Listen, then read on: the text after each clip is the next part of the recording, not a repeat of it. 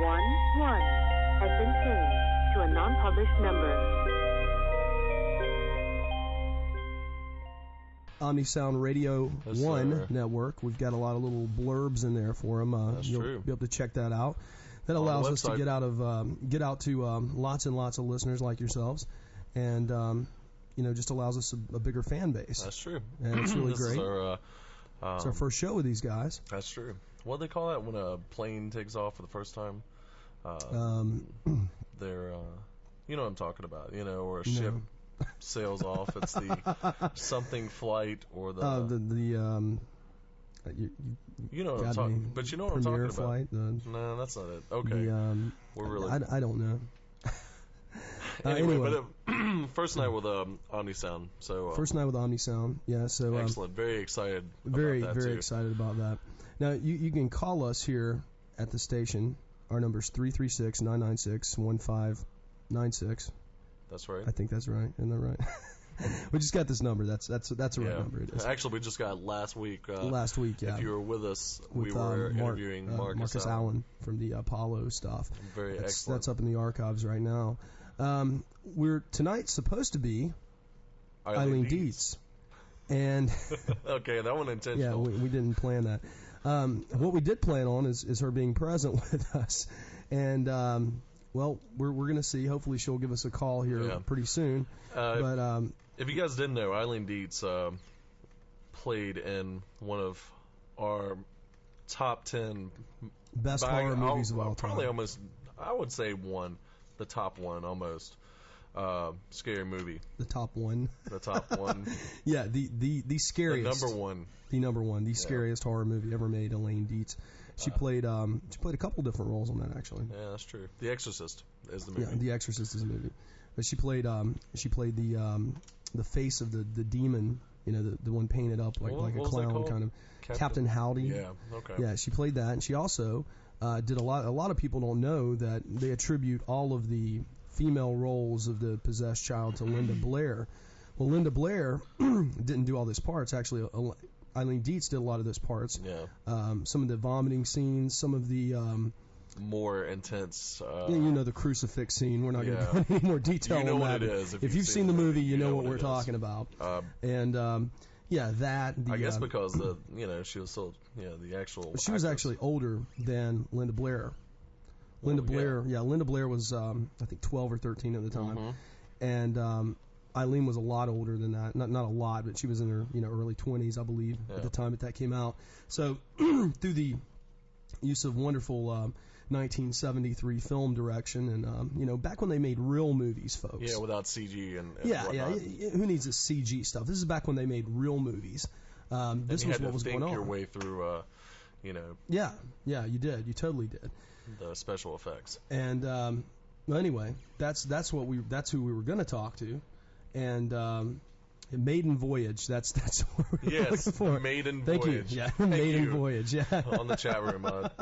Yeah. You can get on the chat room, by the way, getting on to our website. Go to our website, www.worldoftheunexplained.com, and click on the chat room button at the bottom of the bar. Many different ways of talking to us. You can call us, you can email us, or you can do that. What's the word for crashing and burning on your maiden voyage? Titanic. Titanic, yeah. Well, it was this maiden voyage, and it sunk to the bloody bottom of the North Atlantic. Anyway, but despite that, this happened to us last week, though. It did, but it was because Marcus overslept, and he was in London. Yeah, we ran for about an hour, and then we kept trying to call him during the breaks, and we finally got him. He's like, "Oh, I'm sorry, guys, I was asleep," and yeah. Anyway. But so I have faith, and Trent has faith. Nomini Patri Spiritus Sancti. No, I'm sorry. We're gonna. Well, I guess that was kind of fitting, seeing as what we're talking the Exorcist, about. Yeah. So we have faith that she's going to be here later tonight. But up until that point, are we going to talk about the movie, or are we going to? Yeah, we can talk about the movie.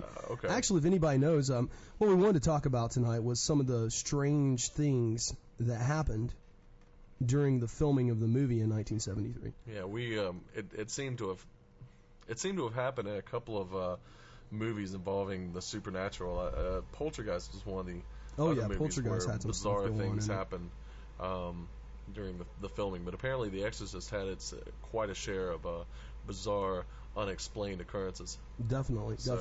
And Anyway, but if you guys out there listening have any idea of anything that that you might want to talk about, any insider information, yes. please whoa, that's loud.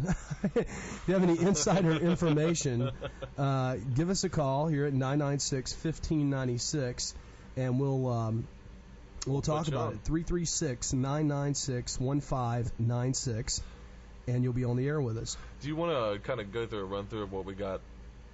Well, I don't know. We can wait on that. Oh, what you mean upcoming people? Yeah, we can wait on that if you want to. Yeah, we can wait on that. Okay. So you want to talk about The Exorcist then? Yeah, let's talk about The Exorcist. Yeah. When was the last time? When was the first time you saw it? Okay. Well, I saw it when I was about 12 years old. Your mother let you see that film at 12? No. I wasn't at home. Oh, your sleepover party. Yeah, one of those things. Oh, okay. And I think that and Psycho were the top two terrifying movies for me at that age. And still, there's a certain amount of residual fear that I get from them. I think it had to do with the 70s horror movies. Yeah, it's true. I mean, we were just talking about that before we went on the air. Yeah, it's something about that 70s quality of the the grainy film, and it's just spookier. The bad sound effects, but they're really they're creepier. Yeah, I don't know the how to music explain it all kind of plays in together. Yeah, it does. It's because I don't remember when I first saw the film. Honestly. Really? Yeah. Oh, okay. And, I remember but when you've seen it a lot, though. Oh, I've seen it more than tons of times, and I don't remember when I saw it last, but I do know it scared the ever living crap out of me. And it's one of those movies that you keep your lights on at night, yeah. And want a Roman Catholic priest to come by and make sure your house is buzzed properly. And I wasn't even Catholic growing up, so this is neither. Yeah, you're not Catholic now, Scott. And I'm not Catholic now. Good point, but hey, it was a spooky film. It was. And then later they came out with the because they based this movie on the true story that happened up north, and in like 1949, I believe. Mm-hmm. I don't know if my facts are completely accurate there, but it was, around that time, right after the war. Yeah, and they came out with a movie called Possessed. Showtime did it. Have you seen that? No, I haven't. No. That's really good. It's got what's his name? The guy who used to be James Bond. Oh, just for like one time or something. That would be Timothy Dalton. Timothy Dalton, that's it. Yeah, he Timothy was into Dalton. The Living Daylights and I think License to Kill. Mm. I'm a James Bond fan, but that has nothing to do with this topic. But yeah, no, Timothy Dalton. Wait a minute, well, I think I have seen that actually. Did you see it at my place in Florida? Yeah, I saw it at your place in Florida. Okay, yeah. All right, well, okay, yeah. it So was anyway, pretty good. Yeah, we had Timothy Dalton was in it, and I can't remember who else, but they basically took the real story of what really happened, which The Exorcist was based off of, and they made a new movie about it, and they called it Possessed, and it involved a little boy instead of a little girl. And, there are differing things going on throughout the movie, but yeah. it was good. Typical of demonic possession, I guess. Mm. It was a good film. There was no Captain Howdy though. No. The Captain Howdy part in The Exorcist really. It's creepy. Well, she did a clowns really are creepy anyway. But well, I mean, I didn't think of a clown. I guess. Well, it's just a white face with the makeup around the eyes. It was. Or I guess it was really disturbing when I saw that. And it was just one of the spookier things in the film. A lot of those. That and the steps. You remember the big long. Oh yeah, the stairs. staircase. For some reason, I mean, the way that scene was shot was so well done. I thought, and yeah, of course, at the end. But if you haven't seen the movie, I'm not going to give it away. Oh, come on. No, it's not very fair. Did you know that this film, The Exorcist, when it was released, it wasn't released into the UK until like 1989 or something. Yeah. Because of all the graphic elements? Well, they had like some kind of NC-17 rating, I think, on it at the time or something. It was just, I guess, I don't know if it was the, the religious connotations and they didn't like it though. Oh. They didn't want their people to see it. I guess maybe because I guess it was just too much shocking. Shocking. It's unconscionable. It shocks the conscience. I don't know. Maybe really that was weird. it. Or maybe the Highgate vampire hunter had something to do with that. Sean Manchester. Yeah. because he's a self-proclaimed exorcist as well. Okay, well, that's good. Well, anyway, That's good. Give us a call here. 336-996-1596 is the number. 336-996. What did I say? 1596 is the number. 1596. And you can call us and we can talk. A lot of sixes there. No. That's true. A lot of Actually, crazy there stuff are 3 going on. sixes. I know. Stop that. You know they're re-releasing the Omen movie. Yeah. And it's on 060606. That's that great was marketing. Catchy. Oh yeah, great marketing. But we're talking about The Exorcist right now. Anyway. And, hopefully later on we'll go to Eileen Dietz on the air. Yeah, well, we had... I'm sorry? No, don't worry about it. Okay. We had... we were talking about Possessed because it was based off the actual thing. And I think still that Exorcist, to me, is the one of the scariest movies of all time. I just saw the... was it The Exorcism of Emily Rose? That was an excellent film, too. That was a very scary film.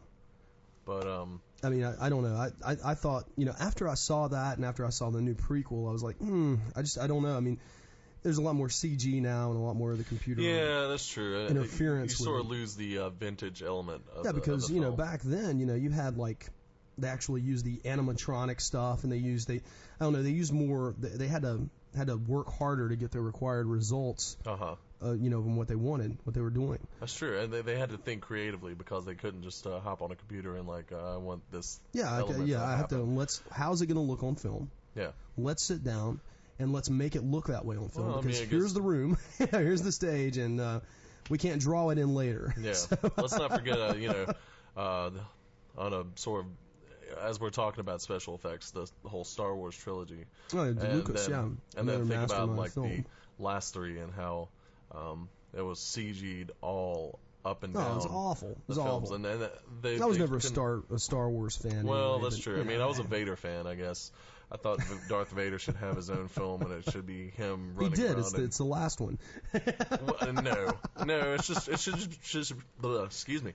Should just be Darth Vader running around being scary, and I mean, cause that dude. You call it Episode 4? No, wait, that's taken because the prequel's Episode 3.5. Yeah, where Darth Vader just runs around and scares people with that scary music, and his little goons running around blasting things. But that has nothing to do with exorcisms. I apologize for that little rant. It's all right. It's okay. Anyway, there were a couple things that happened during the filming of this movie that we thought were interesting. One of them was supposedly one of the set actually caught fire during the filming of the movie, and that caused a lot of damage. I don't think anybody was injured in it, but still, it was kind of one of those creepy. I don't believe there were any injuries during. There was one death. Oh, I'm sorry. Yeah. I'll just put the foot back in my mouth. Yeah, no. Go on, Scott. But no, I don't know. I don't know exactly if it was a death attributed. I know a lot of people attribute it to, a lot of people attribute it to the.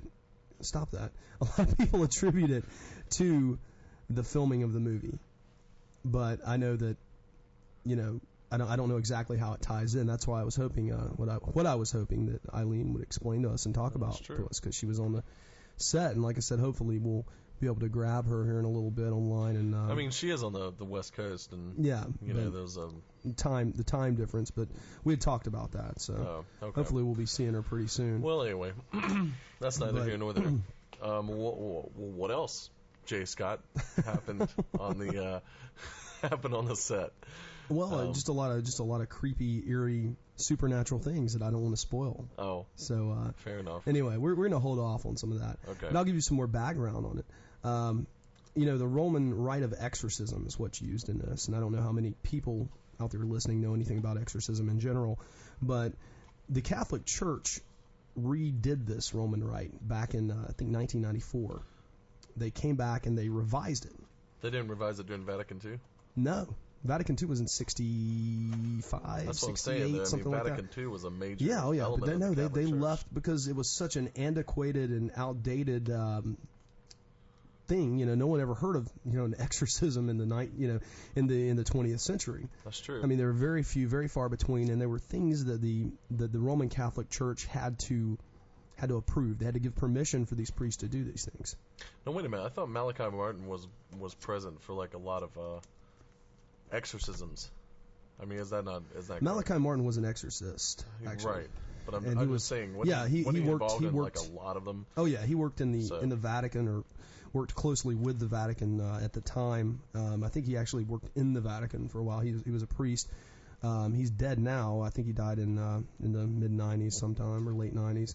But he had written a book called Hostage to the Devil, and in it he talks about a variety of different exorcism cases, and a lot of basically what he refers to, I think, as rogue exorcists. They just kind of go around and perform these exorcisms without the permission of the Catholic Church, because people out there need them. Right, and the Catholic Church doesn't really, for an exorcism to occur, I mean, that's a big deal for the Roman Catholic Church to step up to the plate. Well, think about the PR issues with that. Yeah, I mean, it becomes, sadly, they're trying to be more world, more world savvy, a better, a more, I don't know, what's the word I'm looking for? More up-to-date kind of religion.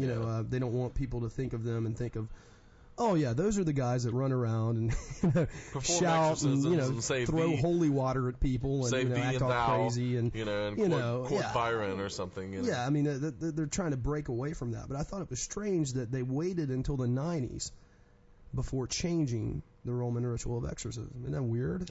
That is. I have no idea why it happened then. That's true. And but I do know that after the movie, The Exorcist, came out, the number of people wanting to have exorcisms increased tremendously. And there's a certain amount of... It's like a fuel. Skepticism, I have to admit. I mean, but it happens.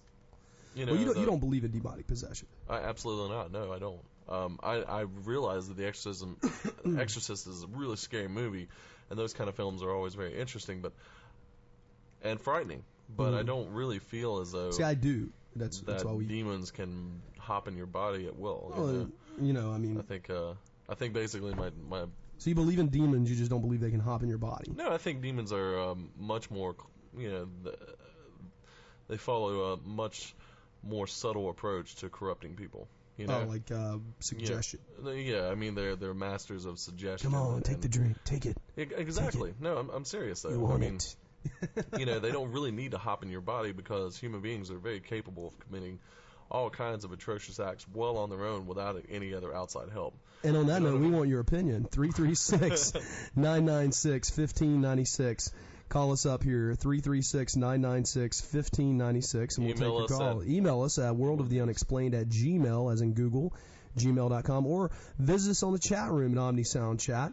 You can find that by going to our website at www.worldoftheunexplained.com, or you can access that directly through the OmniSound website. That's right. At www.omnisoundradionetwork1.net. How accommodating can we possibly be? I think we're pretty...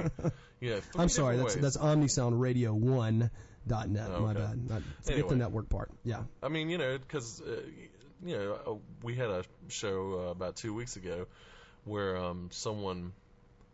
we had a couple of people email, but they didn't call. They didn't call, yeah. Because I guess they didn't want to be on the air. And that's fine. We're not going to make you get on the radio. No, we're not going to okay, I have this neat talent. Okay, we'll get up here and show it to the class. No, of course not. Just, But we'll take your emails. Anonymous letters or whatever. Just fine. We'll take your emails. We'll take your chat room requests, all that good stuff.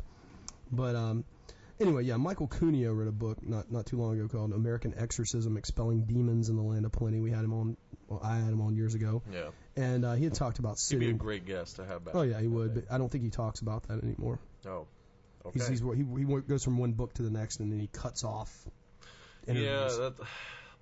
Yeah, that's true. A lot of authors will tend to do that. They're going to push the new book. Well, he's a full-time professor, too, so he's got a lot of stuff going on. He teaches over at Fordham University. Smart guy. But he sat in on over 150 different exorcisms, and he doesn't believe it either. He's in your ballpark. He's a fan. there you go. You got a fan. The camp at Whoa. I like to think we're in the non-exorcism camp. Yeah, well, we're in that political party. Yeah, I'm not. I'm in the other one, but that's okay because that's fine. Everybody's entitled to their opinion, and I want to know what people think. So give us a call here at 336-996-1596. We'll take your call. We'll take your opinion. And, hey, you can't go wrong because either I'll agree with you or he will. That's absolutely right. Wow. You know? Yeah. And think about that. I hate exorcisms. I do too. I love exorcisms are real. It's not really between love and hate. It's just whether or not you believe they I know, actually just, exist or they actually happen. I was going off the cuff there, Scott. I know. Well, anyway, going back to what Michael Cunha was saying, he sat in on over 150 of these real life exorcisms, and he was there, and he wrote all these reports about it in this book. Once again, it's called American Exorcism: Expelling Demons in the Land of Plenty. We actually have him up in the archives. Check that out, worldoftheunexplained.com. When we get our bibliography running, we'll put it up there too. Okay, we're running a bibliography. Yeah. Okay, great. Yeah, we'll throw that up there too then. But anyway, he what he talked about a lot of these sitting through these things, and he said that the other people in the room would see these things, but he never would. And, you know, part of the explanation that he was given by the people that were performing the rite and by the people that were present that were seeing all these other things is that 336-996-1596. Isn't that what I said? Okay, I just got somebody in the chat room that told me that was the number that we're supposed to be using. Wow. Yeah. Well, we just got that number. We just got it. Yeah, 336. And we actually don't. We're pissing somebody off. They're like, "Hey, I'm calling about the exorcism, man." What? I'm trying to catch We're up freaking on somebody out in town tonight. Oh yeah. Anyway. Okay, yeah, the papers are going to be talking about us tomorrow. Yeah. Because this is a small town and we talk about big things, That's right. Yeah. Come on. It's a good So thing. yeah, it is a good catchphrase. You came up with that. Yeah. All right, 336-996-1596. You can be on the air with us here. That number again is 336-996-1596. And that is the right number. And, okay, just putting it up. Maybe we were giving the right number then. Whew. Okay. Yeah. Although I like the idea of rampant calls in Kernersville about about people calling about exorcists. Because you can hear the people around here. He is calling, is asking me about some kind of exorcism thing. I didn't know what was going on. They must listen to rock music. The church play D&D. The churches here would fill up next week. Be record-breaking Sundays And here in town, all because of us. Yeah. We have a force for good in modern times. Yeah. Well, anyway. Look, but you're talking about Michael. Yeah, that's what I'm going about back him to. being, what was the reason why they said? They told him that he couldn't see the stuff because maybe the demons had blinded him to seeing what was going on because they knew he was writing this book. They knew while he was there to observe, and they didn't want the truth to come out. Huh. That's honestly the answer. And you know, Michael's a cool guy and he's a very open-minded guy, and you know, he said, you know, maybe that was it.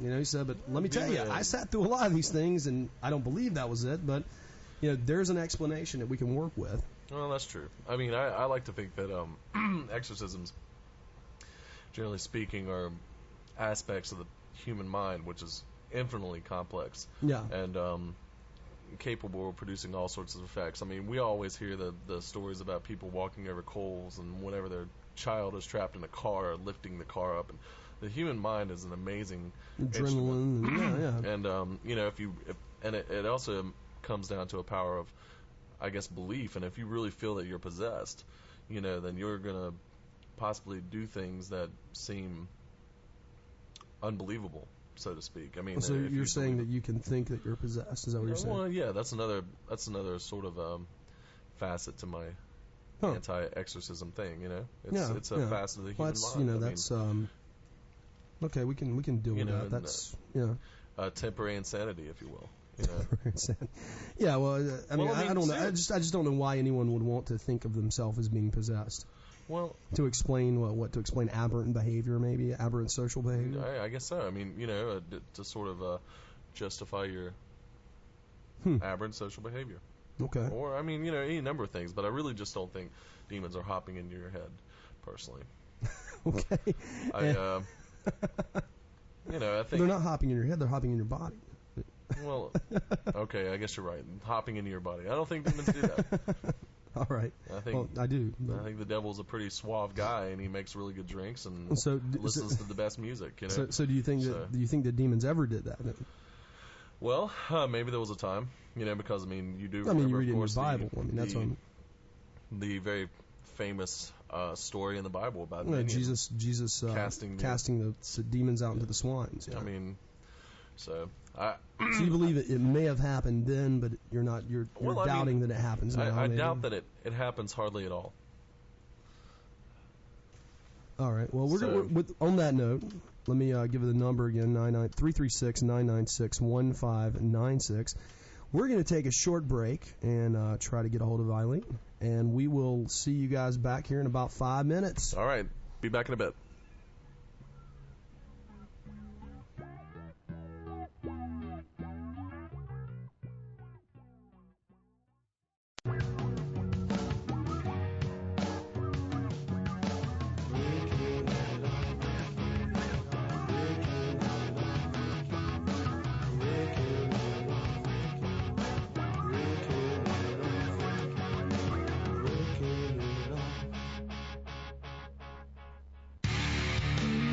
You're listening to the OmniSound Radio 1 network, bringing you the apocalypse with a twist of lime.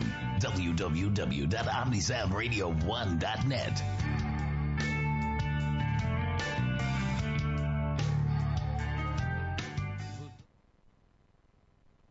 And we're back.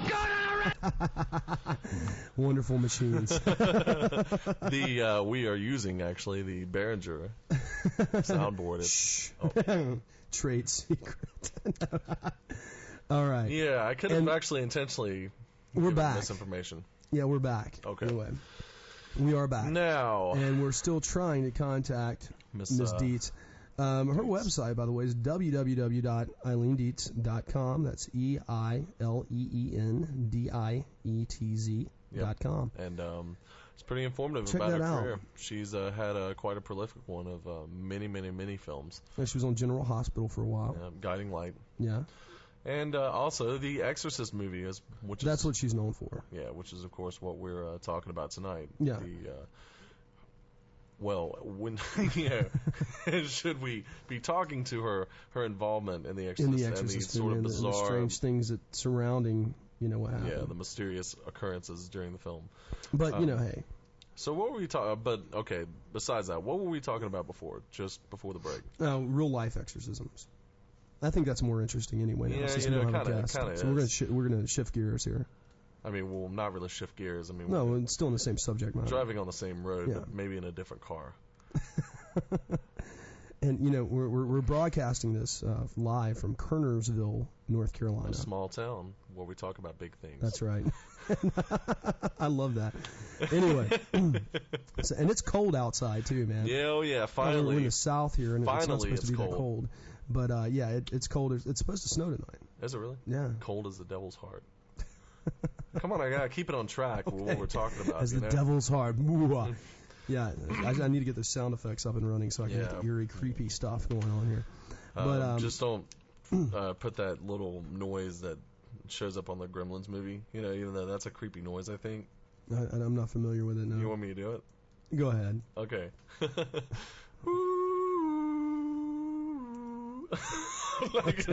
You know what I'm Never do that about. Again. Right. Well, I mean, I asked you, and you said yes, so I did. Yeah, okay. I wasn't gonna, but it's kind of creepy, even though Gremlins was kind of a stupid movie. But yeah, okay, we're getting back on that highway in that new car we're talking about. Yeah. And anyway, I was talking about Michael Cunha sitting in on all these real life exorcisms. Well, there was also a point where, he had seen so many of these things. Like I said, they all became pretty routine. Now I know that like I said, the Roman Catholic Church doesn't expressly permit them unless they have given permission to the priest to perform the rite. Which is incredibly rare. Yeah, and in the case of the movie The Exorcist and the real life story, which is based upon, the Roman Catholic Church did finally give permission for that exorcism to take place, and that's why it made the newspaper, which led to the the screenplay being written, or the book being written by Peter Blatty, and which led to the film being made. So, hey. Interesting. Very interesting. But I have to admit, in that film, I was always impressed by the nature of the Exorcist. Father Merrin, the priest hero. But he's always. I mean, and it seems like you have to have a kind of black hat good guy. You know what I'm talking about? To be able to do the job. You got to have somebody that's a bad guy, but it's good. Well, I mean, bad in the sense that they're tormented. They have their own personal demons that they deal with. Like in the prophecy, for example, wasn't Timothy Dalton like a raving alcoholic or something? Yeah. You know, all good priests are. Don't trust one if they're not. Yeah. But you know, so I was very impressed with that fact. And priests that drink are good priests. Because think about it. Okay. Otherwise, they become the other priests that we hear about in the media. Oh, we have a call. Yes, we do. And this is who I've been waiting on. This is Eileen. If you'll give me just a second, guys. Hang on. We're gonna bring her in. You're listening to OmniSound. OmniSound Radio. Presented in OmniSound streaming media. OmniSound. Man, this thing f***ing smokes. OmniSound Radio. Okay, we're back again. And we're back. Eileen, are you with us? I'm here. Okay, can you hear us okay? I can hear you great. Can you hear me okay? We can hear you wonderfully. Splendid. All right, that was Welcome real professional. Yeah. Sorry about that, guys. Yeah. Exorcism. Exact. Oh, my God. That's going to give me nightmares tonight. They're angry. You know, that movie scared me to death. We were just talking about this. That movie scared me to death so bad when I was a kid. I turned on every light in the house. Yeah. It was How old were you? Every single one.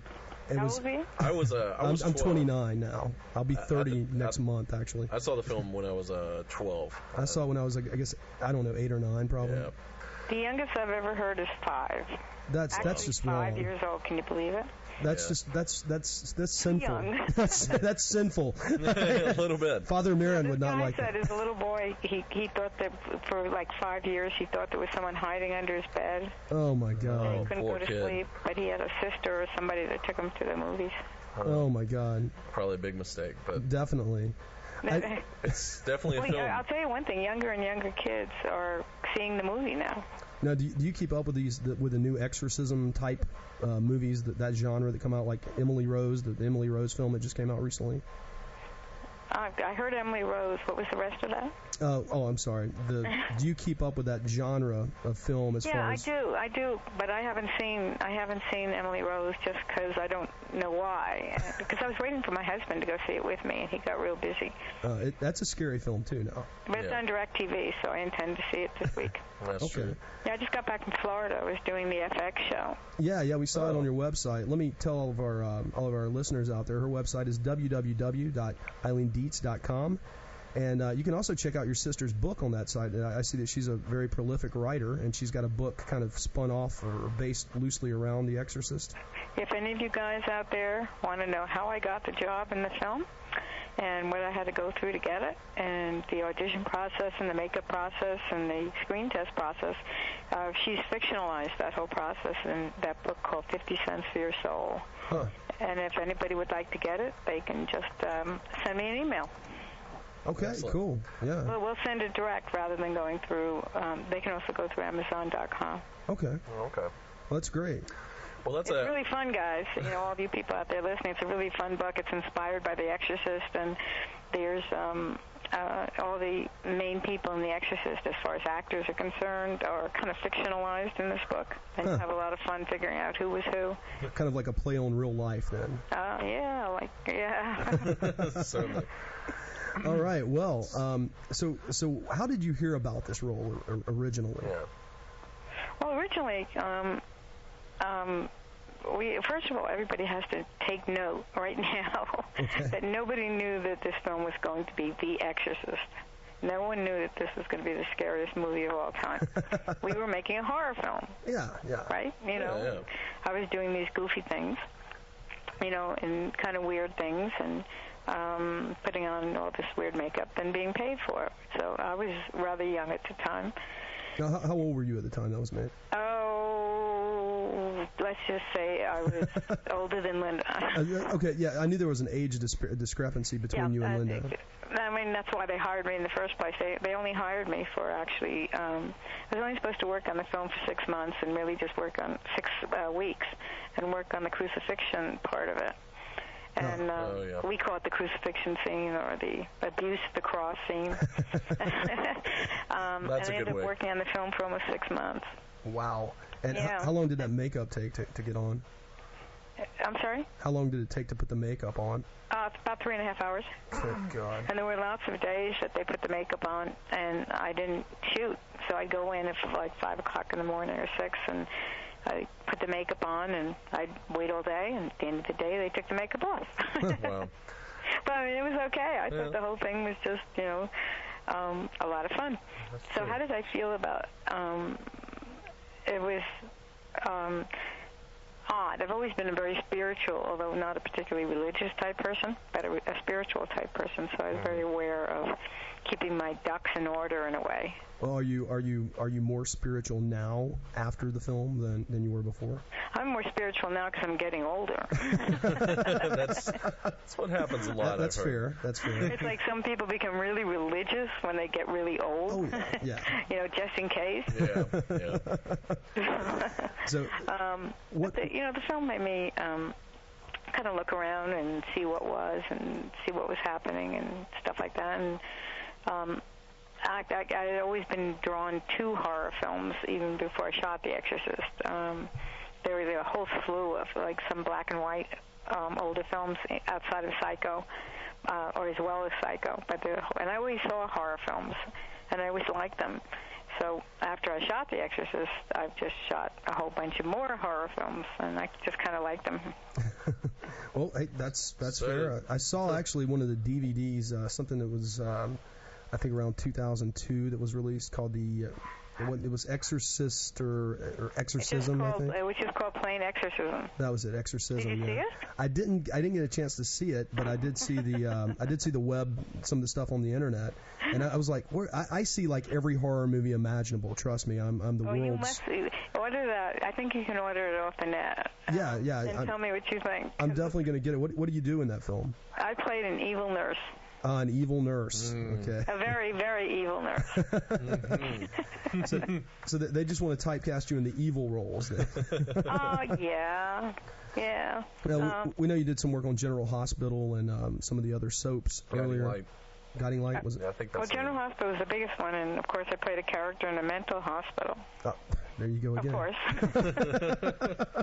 But Sarah was, to some people, she was in a mental hospital with another character, played by Robin Mattson. And sometimes people felt Robin was the mean one, and sometimes people felt Sarah. They had a very interesting relationship going on, a kind of a codependent relationship. And they were actually the most popular two people on the show next to Luke and Laura. And Sarah was a lot of fun. Huh. Okay, now I've got the money question here. You got the money question? The money question, and that is, did anything? You hear all these rumors going around about the set catching fire or somebody dying or. That's the most asked question of any question that I ever get in any horror show. So you tell me, why is that so interesting? Probably because you're possibly you were there at with the scariest movie of all time was made, and it dealt with the devil. And the powers that be may be a little upset somehow and wanting to show their hand in the whole thing. I guess. I guess that's good. really where. Yeah. But wouldn't it be just as scary and powerful and everything else if nothing happened on the set? Of course. That wouldn't change anything. I just think it would make it creepy. Well, I mean, does that enhance the reputation of the film if, like, people died on the set and stuff? No. I mean, I'm really curious. Yeah, I'm not saying that it should be or shouldn't be. I'm just really curious because, like I said, it is the most asked question. Well, it's just about the most, I think it's the most asked question of any question anybody ever asked me. And my answer to that, unfortunately, is I don't know. Well. It took all those people from pre-production through post-production, like a year and a half or more to make that film. And so in a year and a half, people die. Oh, yeah, things happen. Old people die. I didn't see any ghosts around. You didn't have anything strange happen to you or anything like that? Well, the funniest thing that happened to me, and I just love to tell this story, is my manager keeps telling me I should write the quintessential book on The Exorcist because I'm actually the only one around that was old enough to know what was going on. Oh, yeah. At any rate, it was just one day I was really, I guess everybody knows, they had air conditioners that went from the ceiling to the floor. Okay. And it was very, very, very cold. And one day it was everybody else, the whole crew and directors and everybody else had wetsuits. And even the priests had, like, wetsuits underneath their cassocks and stuff like that. Linda and I only had nightgowns. And it was one day, it was so cold. We were doing the levitation scene. It was so cold. And I just remember saying, oh, dear God, it's so cold. I can't do this today. It's just too cold. And with that, the whole sprinkler system went off. Oh, my gosh. They had to open up all the doors to let all the water out and, to dry out the place. So it's the only day in the whole filming of the whole film that they didn't have the air conditioning on. And it's the only day, if you look at the film really carefully, you'll see that there's some frames that don't have any vapor coming out of anybody's mouth. So that's the only powerful thing that happened to me. And then that's a pretty good one, someone just recently asked me where in the movie that happens, and I don't remember. So I'd have to go look at it again. But isn't that cool? I mean, I thought that was really cool. That is very cool. And I want to open the phone lines up here if anybody wants to call in. We have some shy people too, so they can always email us at worldoftheunexplained@gmail. That's g4google.com. Or you can call us up here at 336-996-1596. That number again is 336-996-1596, and we'll take your calls, and I'm sure Eileen will be more than happy to answer any questions. You can also get to the chat room as well by getting the chat room, yeah. Some guy we have a chat room up too. Mm-hmm. Some guy just told me I should pimp the chat room. Sometimes you guys just have to talk a little slower because you're talking in that southern accent. Oh. When you guys talk in that southern accent, you start talking really fast, just like that, and then nobody can understand anything you're saying. We model ourselves after that Boomhauer guy from King of the Hill. Oh, God. Oh, is that right? I was in North Carolina in October, and really? I worked in a wonderful, wonderful, wonderful. It was the first year, and your audience should really look to it. What part of North Carolina are you in? We are in Kernersville. That's in the Triad. Near Greensboro, Winston-Salem area. High Point. So. Is that anywhere near Raleigh? About an hour and a half away. Yeah, west of Raleigh. I worked in a haunted house attraction. Really? Oh. Uh-oh. That's my phone ringing.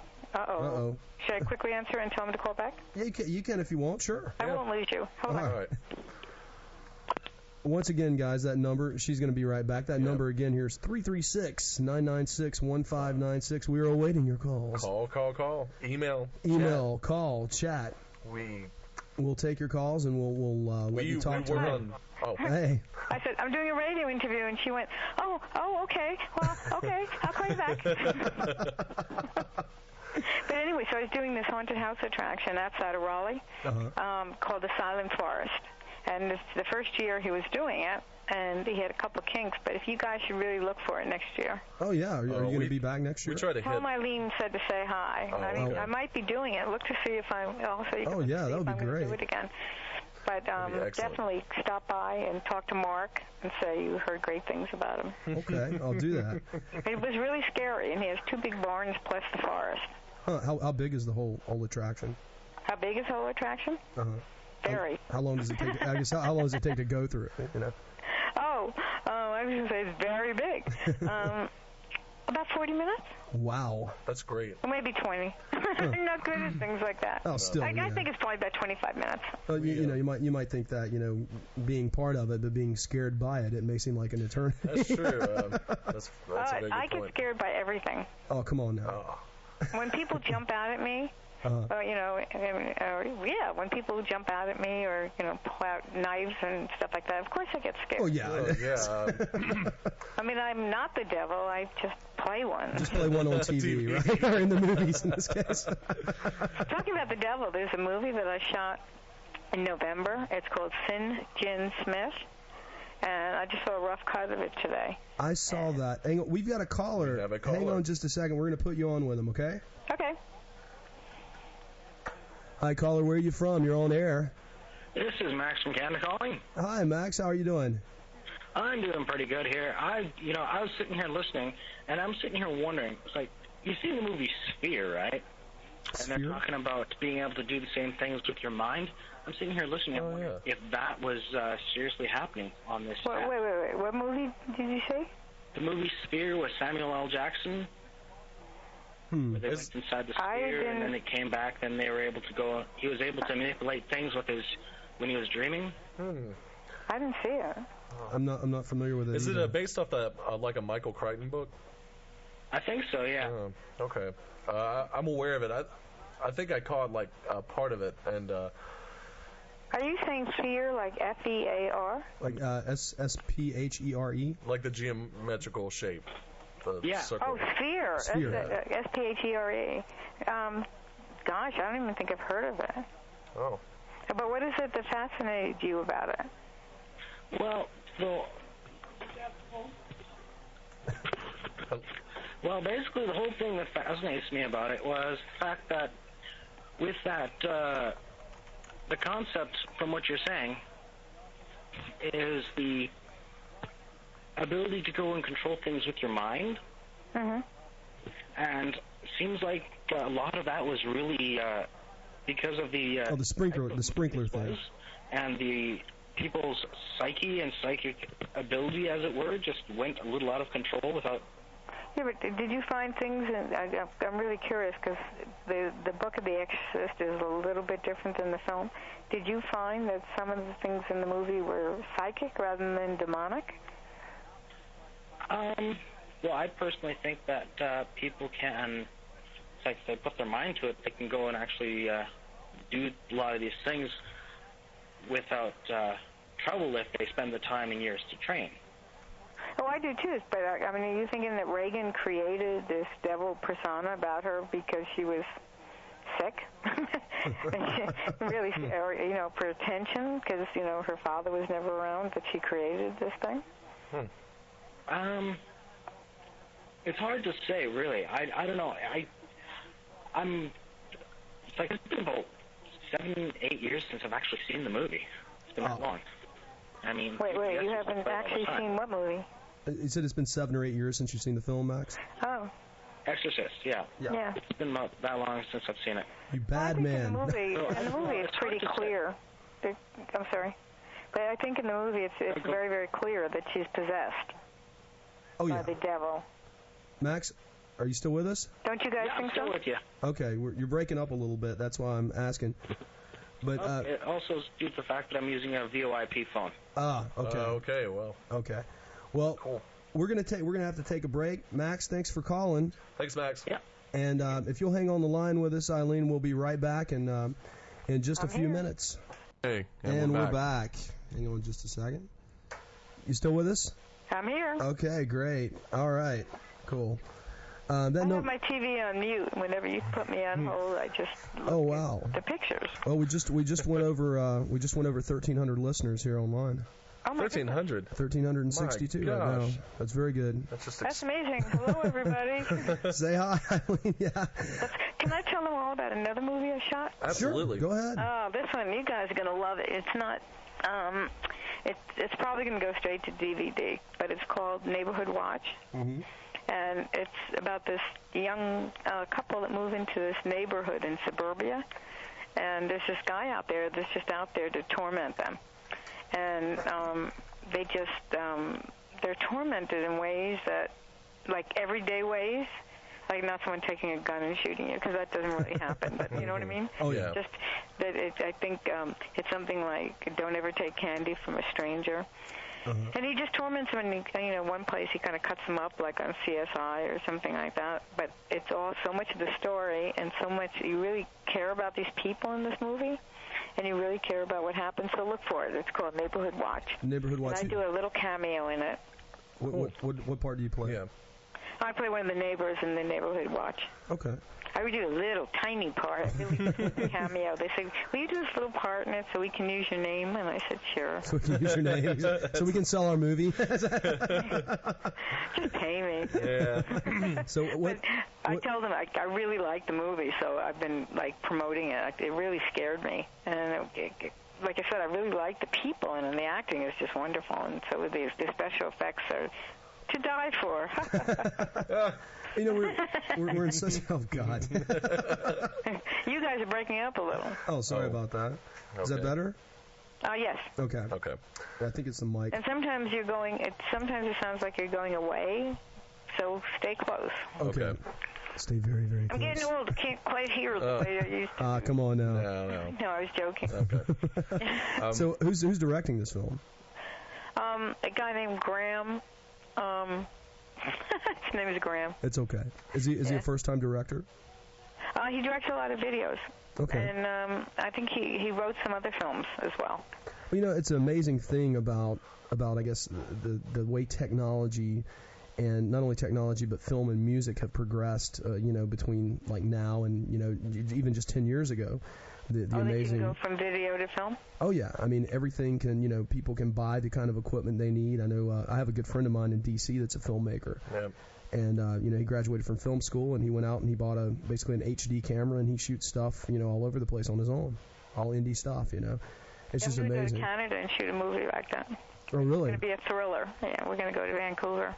That's where they love to shoot in Vancouver for some reason. Yeah, there's well, they shot a lot of really big films in Vancouver. Yeah, that's true. But this woman I know who's a director, and she's going to take her camera and has a script about these girls that kill people.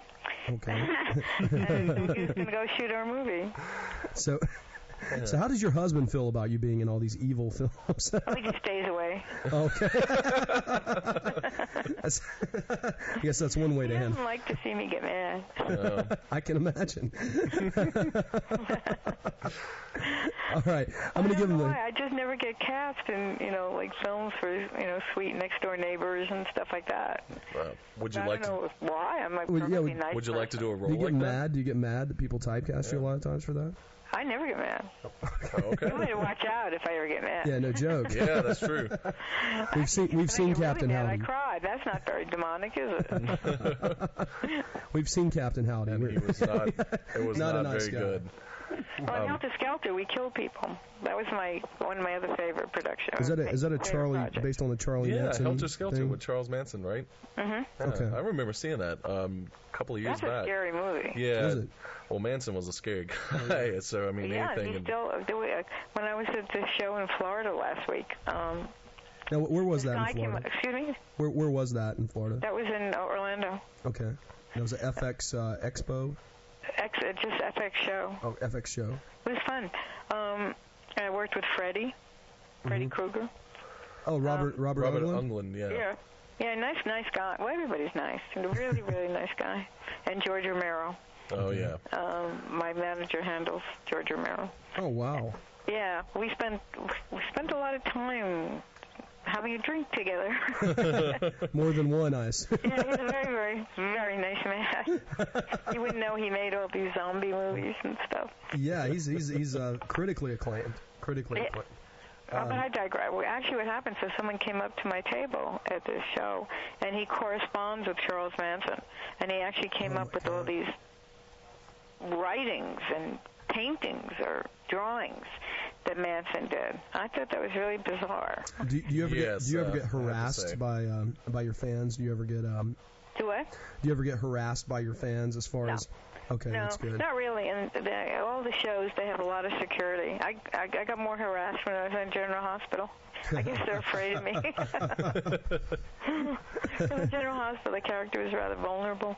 But most people are really very nice. Oh, yeah. Okay. If you have any questions for Eileen Dietz, give us a call. 336-996-1596. That's the number. The number again is 336-996-1596. Or email us at... Go ahead. Okay. World of the Unexplained at gmail, as in Google.com. And you can also get on our chat room. If you go to www.worldoftheunexplained.com, you can hit chat now, or chat, or whatever it says. I don't know what Sandy put on it.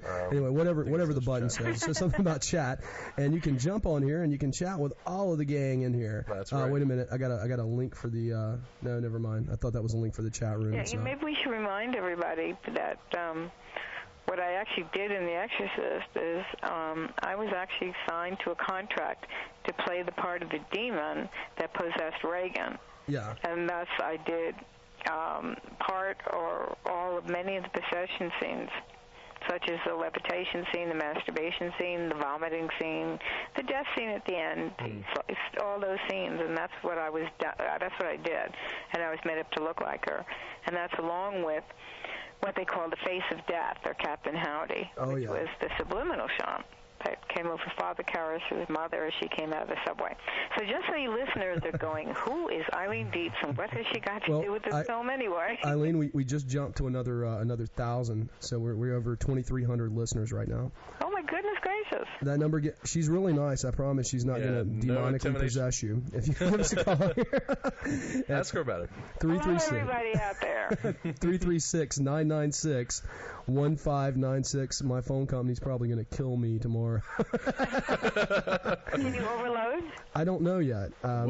We've never had this many listeners before. It may or may not happen. So if it does, I think Sprint will be giving me a call tomorrow. In person. Yeah.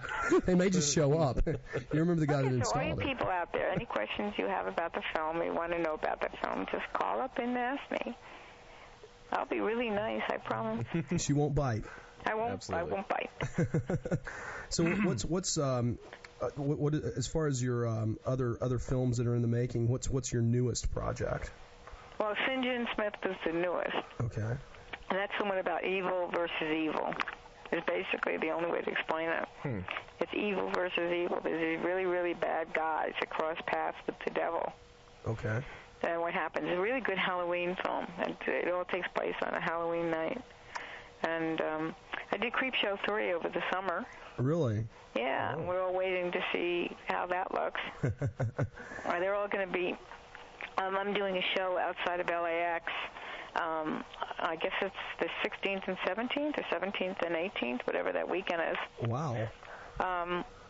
And the people from that shot Creepshow 3 are going to be there and doing a panel. Okay. So that's out in Los Angeles. If any of you guys want to look that up, it's called HauntX.com. HauntX.com. Now, does that have the... we're still climbing in listeners. I think we've got another 100. Now, does anyone... can anyone access this site for the... Is that the site for the film? No, that's not for the film. That's the site for HauntX. Okay. Do you have a site? I'm not sure. I think the site for the film is just creepshow3.com.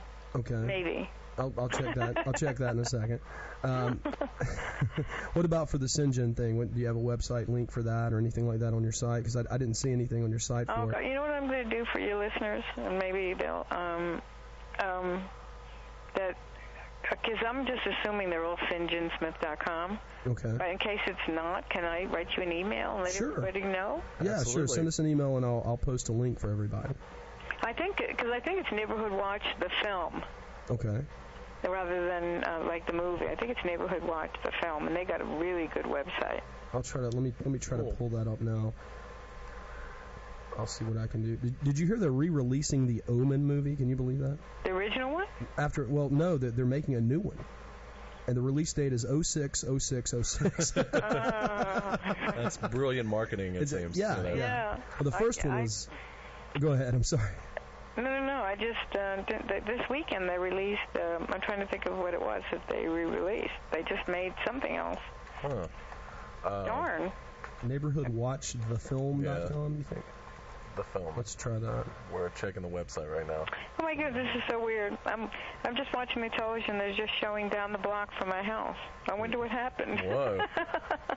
I think this is something sweet, something sour, lots of blood splatters, and there's an angry-looking man on the front of the website, and it says, "Never take candy from a stranger." Yeah, this has to be it. Yeah, that has to be it. That's Neighborhood Watch. That's Neighborhood Watch. Okay, that's www.neighborhoodwatchthefilm.com. Oh, cool. Yeah, that's a URL for that.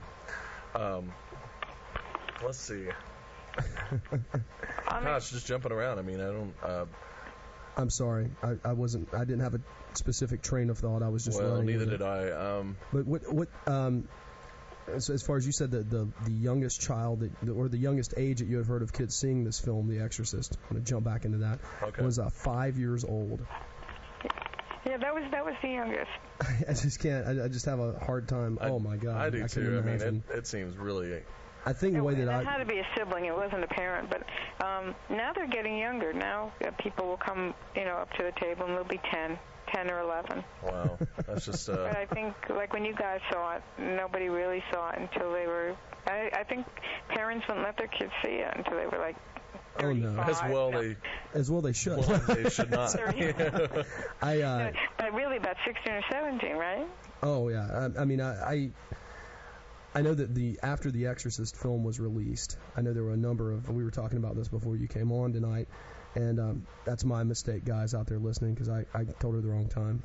Anyway, but yeah, we were talking about how the number of people seeking real life exorcisms from priests in the Roman Catholic Church had increased. It's like they saw the movie and all of a sudden they thought, oh my God, I'm possessed, or I'm being demonically oppressed. And these people ran out like that. Did you? I think according to the Catholic Church, there are very, very, very few exorcisms. Yeah. Very few possessions. They want to keep that on the down low. Then, of course, you have to believe in heaven and hell and the devil. yeah, of course. Yeah. Otherwise, it doesn't work. Prerequisite. It's kind of a necessary thing. Prerequisite is the word I was trying to think of. It's kind of a prerequisite. That you have to believe in the devil. But yeah. Do you get they any? had a really good devil in St. John Smith. You guys got to look out for this movie. Okay, Yeah, I'll definitely check that out. I keep thinking back. Like I said, I saw the rough cut like 3 hours ago. And it keeps coming back in my mind during this conversation. They did a really nice job with them. Cool. If you could send us that link. Well, actually, I'll try to find that one too.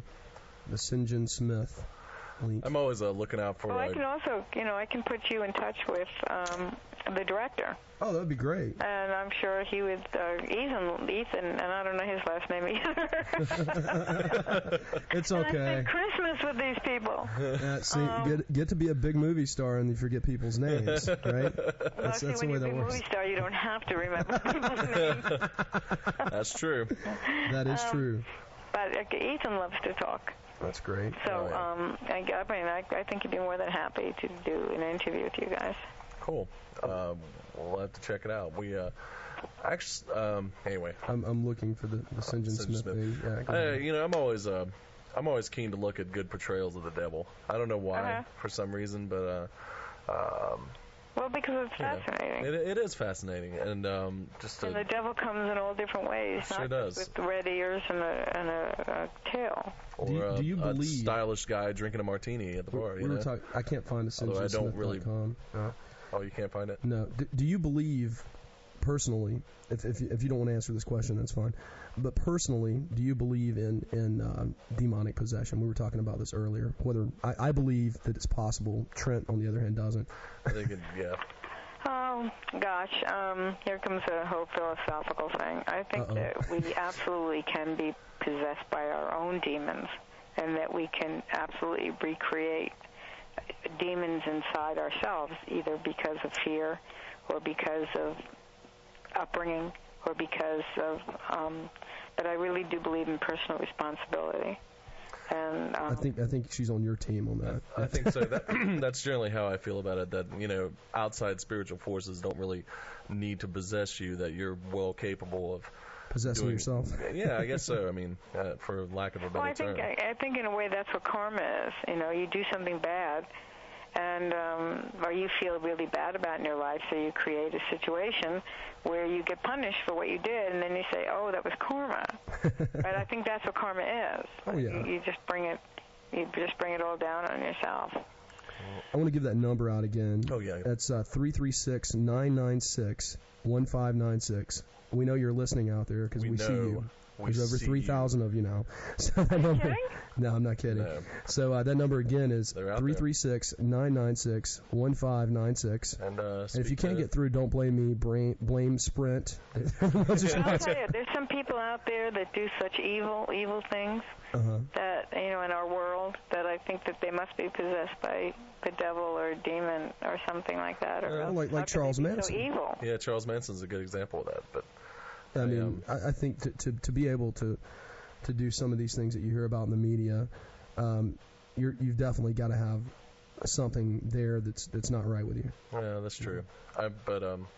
I still stick to On the other hand, if you blame the devil for what you do, then that's a you're really cop-out. absolving yourself of any kind of personal responsibility. Exactly. I agree with Except that poor woman who drowned her children. And she's just nuts. That's the just lady in Texas. Yeah, she's being. I guess she's being retried or something like that, and she just really had mental problems. Mm-hmm. They didn't let they actually. I saw a play that was written about that in L.A. and that she begged them to help her. She begged them to keep her in the hospital, and they wouldn't keep her in the hospital. And then she went home, and about 2 weeks later, she drowned her children. Oh my God. And she said she heard voices. She heard demonic voices. So. It's really seen The Exorcist one too many times. Now that we figured that one out, the poor woman, the hospitals that need to be, Oh, yeah. That email address, once again, for us is www. Oh, shoot, that's the website. It's World of the Unexplained @gmail.com. G as in Google. And you can hit us up there if you're too shy to come out, or you can simply go to our website, and you can, that's worldoftheunexplained.com. Click on the chat room. Come in and ask us a question on the chat room, unless you want to talk to her live in person, which Eileen she Dietz. will be more than happy to talk to you. And we got a caller right now, actually. Someone took our advice. Hang on just a second. Talk. Okay. Hello, caller. You're on the air. Where are you from and what's your name? Hey, this is Laura, and I'm from Kansas. Hey, Laura. How are you? Hey. Hi, Scott. Hi, Trent. How are you? Hi, I'm fine. Good. I was excited to hear this was happening tonight because it's such an interesting topic. Uh-huh. Wanted to know, now, on the set of The Exorcist, were there any strange occurrences that happened while you were doing the show? Laura tuned you in missed late. the beginning of the show. She tuned in late. I'm sorry. You already talked about that, I guess. We did, but that's It okay. was just a quick story. That it was really cold one day, and it was so cold, and I had this little nightgown on, and I said, "Oh dear God, I can't do this today. It's too cold." And the sprinkler system went off, and they had to open up all the doors in this huge sound studio. Oh wow! And let all the air out and warm it up. And so we shot that afternoon without the air conditioners on. Oh man, that's weird. But that's not quite death. No. I didn't, I know they tore down the entire set because the director wasn't happy with it, and they tore that down. That's weird. Also, I wanted to know what you thought about mental illness versus possession. Do you think that a lot of people have been diagnosed, per se, as possessed when they're actually mentally ill? And the other way around too. I think that's very, very true. That when people, because of their upbringing or whatnot, do have severe mental problems, and they say that the devil talks to them, or the devil told them to. We were just talking about that, about the woman who drowned her children, and said that the devil told her to. So, I think in the book of The Exorcist, it's much more complicated than the film. Have you ever read the book? No, I haven't. Oh, if you can never find a copy, I have one. Write me to my website. That in the book, there's always the question of whether she was indeed possessed, whether Reagan was possessed, or whether she was having mental problems. That's why they send her to see a psychiatrist. But in the movie, they made the choice for you, because in the death scene that we do, and then the eyes, go from Father Karras, from her to Father Karras, and then he jumps out the window. So there's no doubt. But and I think especially in this day and age that there can definitely be mental illness, and it also, if you say that. The old joke, the devil made me do it. It certainly absolves you for yourself of a lot of responsibility. Yeah. I know in a previous show that they did, we kind of talked about how religious organizations have kind of really pushed the idea of possession, and people, will follow the trend and appear to be possessed, and continue to be exorcised over and over again for the same thing. Oh, yeah. And and look at all the attention they get. Yeah, exactly. Now I want to pimp Laura's show real quick because she also hosts a radio show on the same network, and that's Full Moon Radio. You can check that out, fullmoonradio.com. Well, thank you. Got to pimp your show, man. Yeah. Well, you guys are really rocking on this show. This is great. Well, thank you. Thanks for the question, Laura. Thanks for calling us. All right. Thank you for calling. Take care. All right, take care. Bye. All right, and we're back, Eileen. Yeah, that's. Okay, go ahead. Oh, go ahead. I'm sorry. This is a very interesting point, and I think Scott, he's studying to be a lawyer, and of course nobody really knows. Studying. Hey, I'm done with law school now. Right. Well, you haven't passed the bar exam yet. But anyway, Soon. Don't you have a story involving the devil and litigation? It's a really good one. Oh, yeah. one. Okay, this is good. I don't know if you've heard this before. Wait, did you say the devil and litigation? That is exactly what I said, yes. Go ahead, Scott. And when I was in law school, we had to read a case that it's in one. We have to read a lot of cases, but it's one of the cases that we all made fun of because it was basically U.S. versus Satan or something like. You can find this on the internet. I'll put a link up on our site or something, unless somebody in the chat room's got it. But you can Google it. It's probably like U.S. versus Satan. I think it was a district court or an appellate court case. I'm not sure. I don't remember. But anyway, this guy brought suit against Satan, saying that he had been harassed by Satan. I think it was an intentional infliction of emotional distress.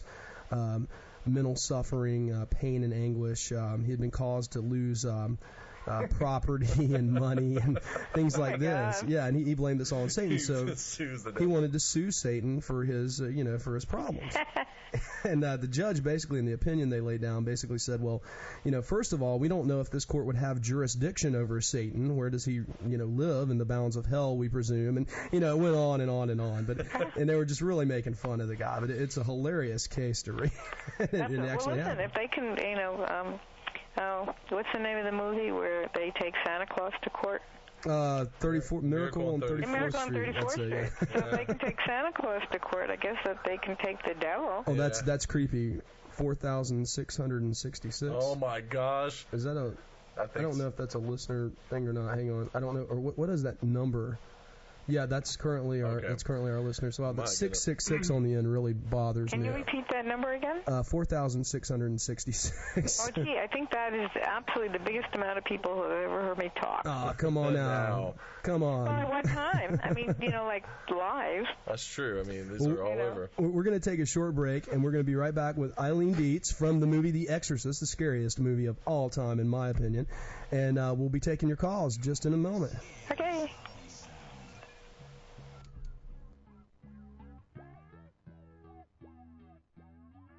Do you have any nieces or nephews that you let see it at a young age? No. Okay. No.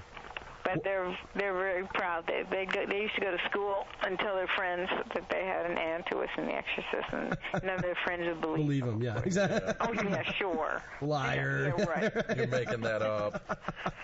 Give me your pudding. I'm sorry. Give me your lunch money. Yeah, give me your lunch money. That's giving me your lunch money. I'm sorry. I don't know what pudding. What's show and tell? What can we do for show and tell? Yeah. Actually, I just did that. I'm going to bring in my demonically possessed little niece who she's 8. And so I left all kind of stuff for her when she lives in Florida. Oh my God! Why don't you take this for show and tell? Oh, that's wrong. Pictures that I saw of the face of death. And that's how sweet. Well, that's great. Whichever you think about it. Sure beats the crap out of their new Barbie doll, or whatever that they're showing. Captain Howdy's got something for Barbie, okay? Yeah. Anyway. They'll go, Captain Howdy, and they'll go, Howdy Doody? And no, Captain Howdy. Now, where did that name come from, Captain Howdy? Was that written in the script, or was it just sort of like given? No, actually, someone told me where that came from. It was something about an airplane. Talk about the world of the unexplained, but I don't remember. So I'm going to email you that. Okay, cool. And when I'll ask my husband what that was about, because someone actually did just explain it to me a couple months ago. Captain Howdy. And it was something about an airplane. And it was something about. Well, I'll email you that whole story too. Okay. Well, let me give that. Listeners something to look forward to. Let me give that number again. That's 336-996. 1596, and that's not toll free. But if you got a cell phone and it's after 9, there's no reason on the East Coast. No reason for you not to call us. Cell phones are toll free. Yeah, right. And if your cell phone's not free after 9, you need to get another plan. That's 336. Well, wait a minute. One of you guys is an attorney who sings in a band. I'm not an attorney yet. What's the other one? I'm not an attorney yet. I'm not really an attorney until I pass the bar exam February 21st and 22nd. Yeah. Oh, you went to law school and you play in a band. Yeah. Yep. And that's Jay Scott? That's me. That's Jay Scott, yeah, yes. And the other guy in the back there? That's Trent. I'm silently doing things. He's taking some time off. No. Well, I just graduated from UNCG over here with a major in international studies. And what studies? International studies with a concentration in Eastern European studies. He's actually fairly fluent in Russian. Yeah, fairly fluent in Russian. Kind of crazy. Yeah, and oh my goodness. Yeah, from North Carolina. That's strange. You don't hear too many North Carolinians native who speak Russian. Who speak it. But I was considering to. Talk about North Carolina. I'm going to give a commercial again for next summer or next October. Look at the Silent Forest. Silent Forest. That's in Raleigh. And that's in Raleigh, or it's right outside of Raleigh. State capital. They have the haunted attraction goes through the woods, in and out of the woods, and then there's 2 huge barns. And it's a really good show. And you look for Mark. And if you go see the show, tell him Eileen sent you. Oh, we will. We'll scare him. And definitely look to see if I'll be there. I have no idea if I'll be back next year or not. Oh, we hope you do. Yeah. It's a good state. That'll be. We're almost up to 5,000. Wow, that's going pretty good there. 4773. Not 4666. No, no more 666. Thank God. So all you guys out there listening, we can see you. We call or talk or Give us a call 336-996-1596. That number again is 336-996-1596, and that's on our website if you missed it. www.worldoftheunexplained.com, where you can also click on the chat live button at the bottom of the screen, and that'll take you into OmniSoundRadio1.net, which is our... Are any of you guys on chat live? Is anybody chatting? I'm there right now, yeah. We're actually both there. Well, I'm here. He can't see... He can see some of the screen, but... Yeah. Jay Scott's on, guys. We're you guys are being really shy. I know they are. They really are. There's only like... 4 people in the chat room right now, and I know most of them. So, yeah, but all over the country, but still. So, but I don't know how many people. But they are being kind of shy. They are, and we generally sometimes we have this problem. They don't want to call in, but a lot of times they email us and ask us questions. Yeah, they certainly do. So they love to listen. That's for sure. Love to listen, hate to call, but yeah, I can understand that. It's hard to call, but I'm very friendly and non-intimidating. You won't be possessed if you talk. 5,000 people are going to ask you. Are going to be listening to you, possibly making a fool out of yourself. What are you worried about? Who cares? What are you doing every week? Exactly. I made a fool out of myself in front of all kinds of people. It's easy. Should have saw that. Seriously, guys, what's the worst thing that can happen? Yeah, seriously. Actually, that's a terrible expression. I hate that expression. What's the worst thing that can happen? The expression should be what's the best thing that can happen. That's true. And you can go back to work or school or wherever you go tomorrow and say, guess what? I talked to the demon in the Exorcist. Exactly, and no one will believe us. Yeah, right. So you're right. Sure you did. Yeah, green pea soup while you were talking? Yeah, let's talk about that. That was funny. What was that? It was like a combination of pea soup and something else? No, it was basically green pea soup. That's it. Green pea soup. With little pieces of the green pea soup stuff in it. Well, there was something else I was reading. I think it was on your site, and it was about something else that you weren't... the spitting scene? That's it, yeah. Yeah, the spitting scene, we did... after we did a screen test on it, they mixed... There's... You know how we all have some things in our lives that we hate the taste of, and we have no idea why, we just do? Well, I can't stand the taste of coffee and milk. And so what do they do? They give them to you. I said, what do? They give them to you together. Yeah, exactly. I mean, I didn't have to act in that scene. They just... I forgot the pancake batter has milk in it. So they put the coffee in to change the color, and it was literally like, I can't even imagine what that tasted like. I don't That's want making to my stomach turn right and now. I like coffee and pancakes, but most people do. I don't know why I don't. I mean, I can't combined, even... yeah. Ugh. if I have a sip of ice cream or something and then have coffee afterwards, it still tastes the same. It's just a bad taste.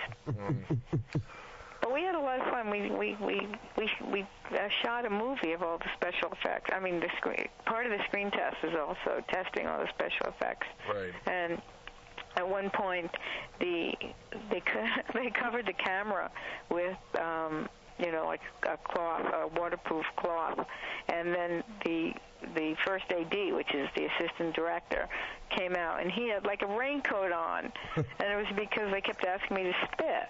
And I think that they weren't very confident about where I was going to spit. But, you had to learn how to spit Actually, like a man. I had to go home and learn how to spit like a man. Because women don't spit the same way men do. You know, I see a lot of spitting here in North Carolina by women.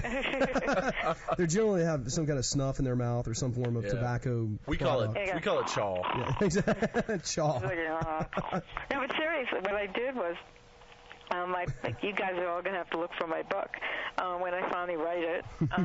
I pulled all the shades. I had shades in my apartment at the time, the kind you pull down.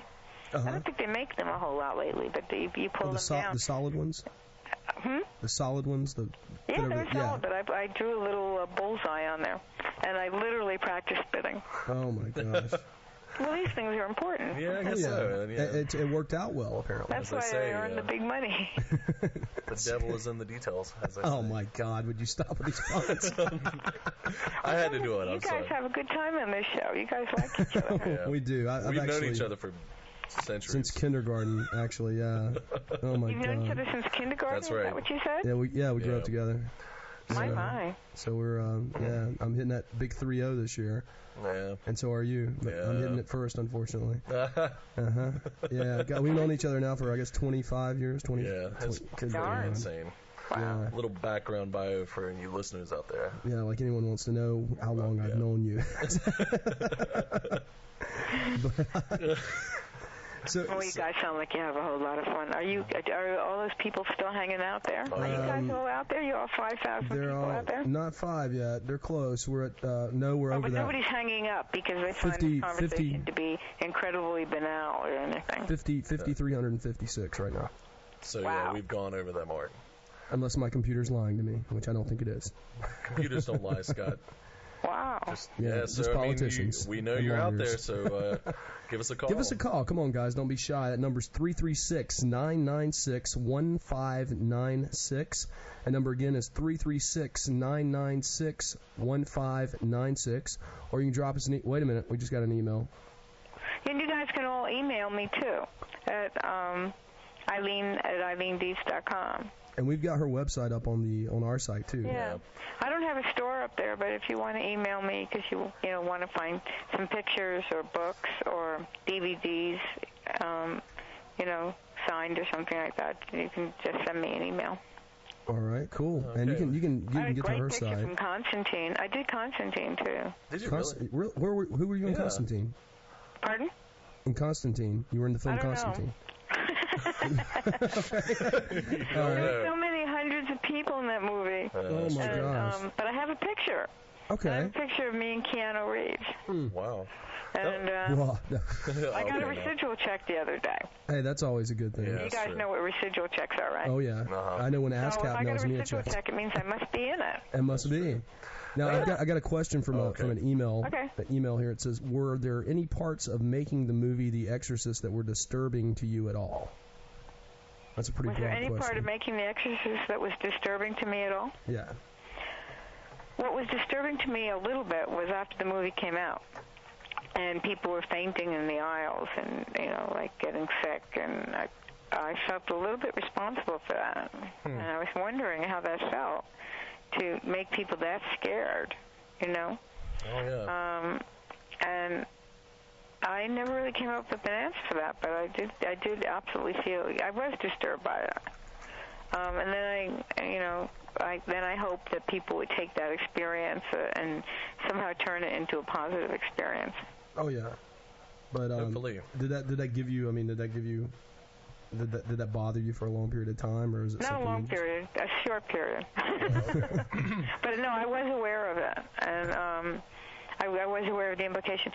More than when you're shooting a movie like that, you're not shooting the whole. You're shooting parts of it, obviously. Yeah, you shoot a little thing at a time, so you don't get a concept of the whole until the whole thing comes out. Except if you read the book, like I did. And you, like I said, you have absolutely, when we were shooting the movie, we had absolutely no idea what the effect would be on anybody. So we were just shooting this make-believe movie. When people took it so seriously, you know, and it affected them viscerally. And I think what really happened, I think the main reason the movie is so effective is that people were able to personalize with it, that somebody either became the mother in their mind or a daughter or their daughter or the little girl, you know what I mean? Uh-huh. And if you can personalize with the movie, which isn't unlike taking a shower in Psycho, but if you can, or putting a video, you know, a video into a VCR when the phone rings, like on the Ring, if you can absolutely associate or identify with the character in the film, that's what's so terrifying, because then you think it can happen to you.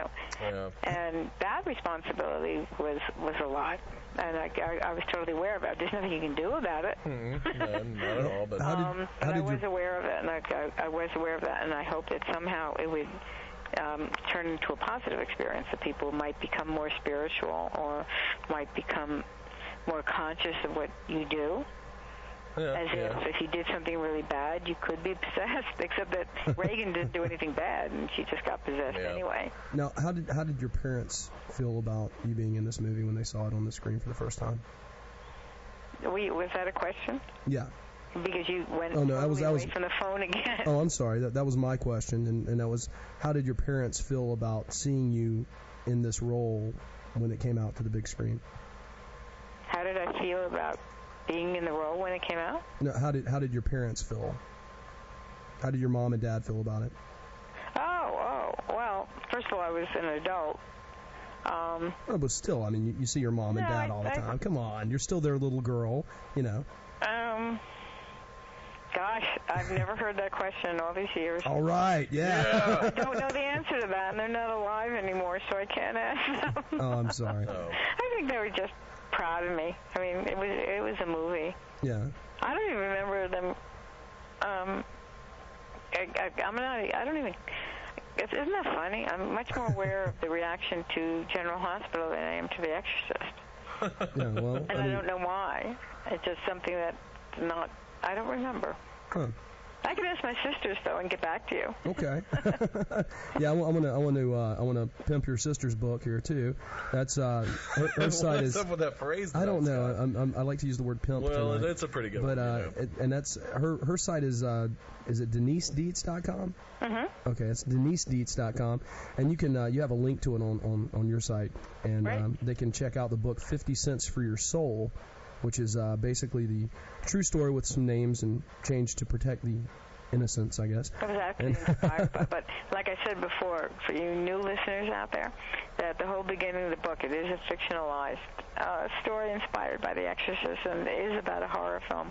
But the first 3 or 4 chapters totally tell how I got the part in the movie, how I auditioned for it, what the audition was like, what the screen test was like, and what I did to prepare for it, which is kind of really very weird and very scary, what I did in order to feel like on the inside out to play a demon. And I'm not going to tell you that, because I would love you guys to all, to go out and order read the book. People who still read.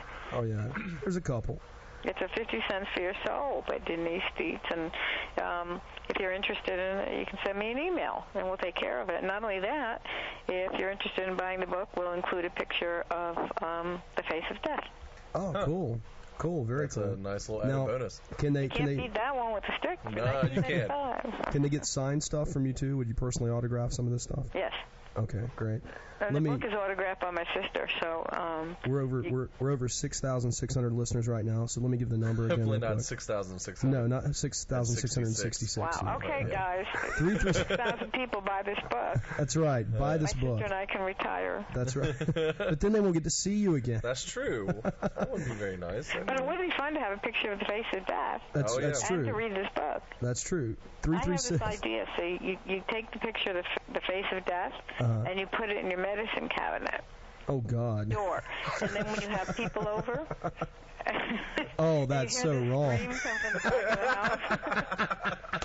You go, oh no, someone's looking at my drugs again. It's Captain Howdy. Yep. That's great. It really is. That's an excellent. I have more fun of it. I also have some Pazuzu heads. Well, we've got we 5. discovered when we were in Iran. Oh. Did you go over to Iran when they made that? No, but I went to Washington. Okay. I lived in New York at the time, and it was kind of cool. I wasn't supposed to start working on the film until a month later, and they decided I had to walk across the window. Oh. And, the shadow in the beginning of the movie. Uh-huh. And so they took me to Washington a month early, and I got to meet Lee J. Cobb. And they had to put me on salary a month early. It was really cool. Very cool. Certainly must be. We've got 4 minutes left, so let me give that number out again. For all you guys out there that are shy, she doesn't bite, I promise. 336-996-1596. 336-996-1596. Give us a call and let us know if you have any questions for Eileen. She'll be more than happy to answer them for you about the movie The Exorcist. Okay. And I'd be more than happy for you to check out my website. www.eileendietz.com. That's EILEENDIETZ.com. I did spell that right, didn't I? You broke up, but it's okay. EILEEN at EileenDietz.com. That's my email, or EileenDietz.com. Okay, great. Wow. Is that how you guys found me? How'd you guys find me? That is how I found you, actually. Yep, that's exactly it. Did you go to Google? Uh-huh. Yep. What would we do without Google? I don't know. You see their stock today? My God, it's like $350-some a share. If only I had known 10 years ago. Isn't a Google like a certain number, like a 1 followed by like 100 zeros or something like that? That's something I don't know. What a Google technically I wasn't good at math. I didn't do that. Well, it was like a... Oh, wow. Over 7,000 listeners. Let me give you that number again. It's I like when you guys get involved in these discussions together. They love us now. It's 336-996-1596. I know Ma Bell's going to kill me tomorrow here. Or Sprint. Is your show on every day? When are you on? It's on every Monday night. Just Monday nights. 8 to 10. Oh, once a week on Monday nights. That's yes, right. Ma'am. And we also there's also a feed that goes out to probably roughly 500 radio stations. Pick up this feed also and retransmit it. So we really don't know where it all goes. Yeah. Is it live on the radio stations? Oh yeah, we're live right now. Yeah. And no, I know we're live, but is the radio station suddenly just turn us on? Yeah, I think they operate on a 2-minute delay, something like that. Okay, you guys who are on radio stations, send me a quick email so I know who is listening. That's right. Check out our website. My computer died last week, and I had an interim computer, which is not much better. I think the devil's in that computer. Hey, you can put it on eBay. I'm putting a new one up. You can put it on eBay. eBay. Do email me or try and get in touch with me and you don't hear from me for a while, that's why. Oh, okay. Because I'm really good about stuff like that. Yeah. Well, do you have any parting words for us then? Here final we've got comments, one more minute, so I'll let you. Oh no. Yeah, Mother. No, I can't say that on the air. Yeah.